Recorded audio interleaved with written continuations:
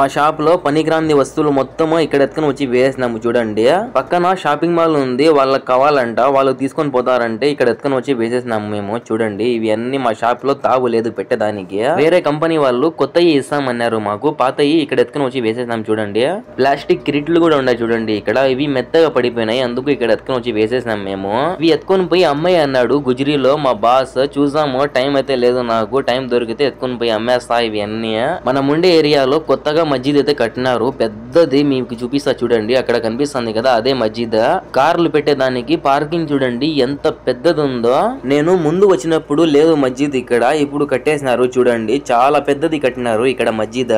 చాలా మంది నాకు కామెంట్లు చేస్తున్నారు, అన్నా నువ్వు ఎక్కడ అన్నా దమాంలో ఉండేది, లొకేషన్ పెట్టమని చెప్పి. ఇక్కడ మస్జిద్ ఉంది కదా బ్యాక్ సైడ్ కొంచెం ముందుకు వెళ్తే మా షాప్ వస్తుంది.